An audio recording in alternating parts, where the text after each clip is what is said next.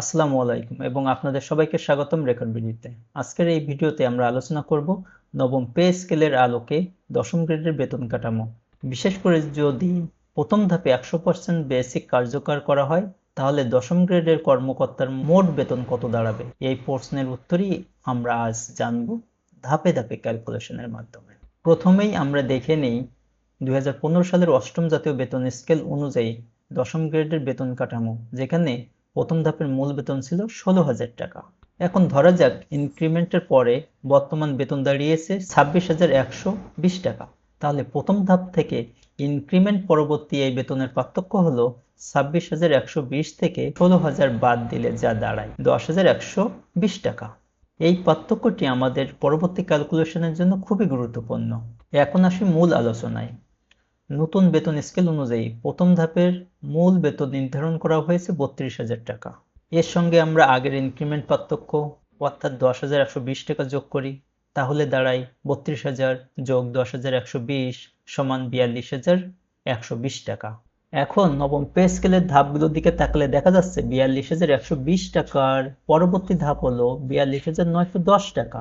যেহেতু 42,910 টাকা 42,120 টাকার বেশি, তাই পরবর্তী ধাপে অর্থাৎ 42,910 টাকা উন্নীত হবে। সুতরাং নতুন মূল বেতন দাঁড়াচ্ছে 42,910 টাকা।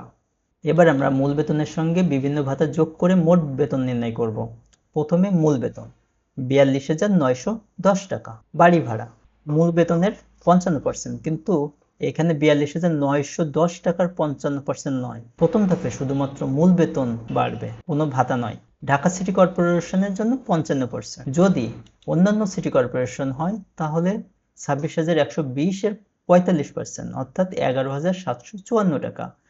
যদি কোনো সিটি কর্পোরেশন অথবা ঢাকা সিটি কর্পোরেশনের মধ্যে না হয়ে থাকে তাহলে বাড়ি ভাড়া 26,120 এর 40% অর্থাৎ 10,848 টাকা। এখন আমরা অন্যান্য সিটি কর্পোরেশন রেখে ঢাকা সিটি কর্পোরেশন এবং অন্যান্য এলাকা রিমুভ করে ক্যালকুলেশন করব। চিকিৎসা ভাতা এটি সবার জন্য 1500 টাকা।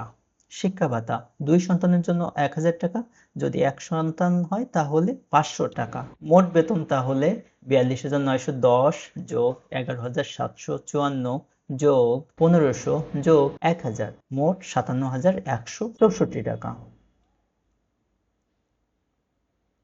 আরও মনে রাখবেন, আপ্যায়ন ভাতা, ঝুঁকি ভাতা, ইউনিফর্ম ভাতা, ধোলাই ভাতা, টিফিন ভাতা, যাতায়াত ভাতা এই সবগুলো পূর্ববর্তী নিয়ম অনুযায়ী আগের মতোই বহাল থাকবে।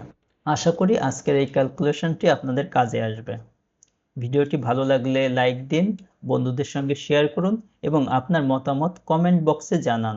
এমন আরও গুরুত্বপূর্ণ আপডেট পেতে রেকর্ড ভিডিও চ্যানেলটি সাবস্ক্রাইব করে রাখতে ভুলবেন না। ধন্যবাদ সবাইকে। আসসালামু আলাইকুম।